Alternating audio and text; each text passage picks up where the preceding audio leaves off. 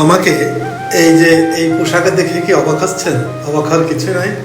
আসলে এই জমিতে প্রচুর পরিমাণ আগাছা জন্মেছে, সেইটা এই বিষাক্ত ওষুধ দিয়ে নির্মূল করার জন্য এই পোশাকটা পরেছি, যেন আমি সমস্যাগ্রস্ত না হয়। জমিতে যে পরিমাণ ঘাস হয়েছে, আমি আসলে মূলত এই নিজেই এটা না করে উপায় নাই। মানুষের পিছনে ঘুরতে ঘুরতে আমি 1 মাস পার হয়ে গেছে। এখন আসলে টাকা দিয়েও লোক পাওয়ার কায়দা থাকে না।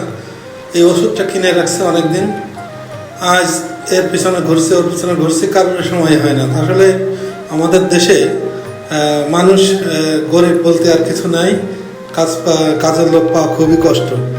এখন কি আর করার, তাই নিজেই এই যে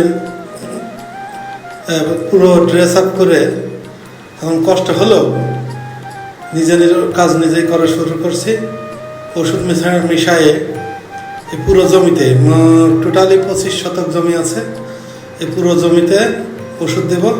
তাই এর অবস্থা দেখেন কি পরিমাণ কলমি শাক, ঘাস এই পুরো জমিতে।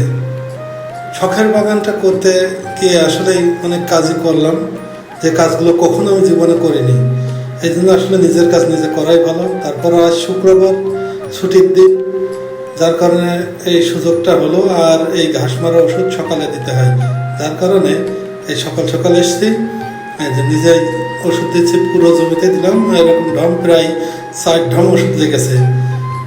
অনেক মানুষের আশায় বসে থেকে আসলে আমার দিনগুলোই চলে যাচ্ছে, কোনো কাজের কাজ হচ্ছে না, যার কারণে এই নিজেই ওষুধ ছিটাচ্ছি। দেখা যাক এখন কি হয়। আমার খুব সাবধানতা অবলম্বন করতে হয়েছে। গাছে যদি লাগে তো গাছ উপড়ে যাবে। এই ওষুধটা আসলে খুবই বিষাক্ত, গ্লুটার। এই ওষুধ যেখানে লাগবে সেখানে পুড়ে যাবে। এই জন্য খুবই সাবধানের সাথে স্প্রে করতে হয়েছে। যেরকম রোদ ছিল সকালে, আসলে আমি একটু অসুস্থ মানুষ, তারপরও আস্তে আস্তে এগুলো করেছি, যে বাইরের মানুষের জন্য আর অপেক্ষা করবো না, যতটুকু পারি নিজের কাজ নিজেই করব। এইভাবে এই যে পর্যন্ত আমার শখের বাগানটা আমি একাই সামলেছি। এই যে আমার মাথার উপরে যে টাল দেখতে পাচ্ছেন, এটা আঙুরের টাল। এই আঙুরের টালটাও আমি নিজেই দিয়েছি, বাঁশ পুঁতেছি নিজে, পিলার পুঁতেছি নিজে, দড়ি টাঙিয়েছি নিজে, সব কিছু নিজেই করছি। এইভাবেই প্রতিদিন আমার শখের বাগানে কাজ করছি। আপনারা সবাই আমার জন্য দোয়া করবেন। ধন্যবাদ।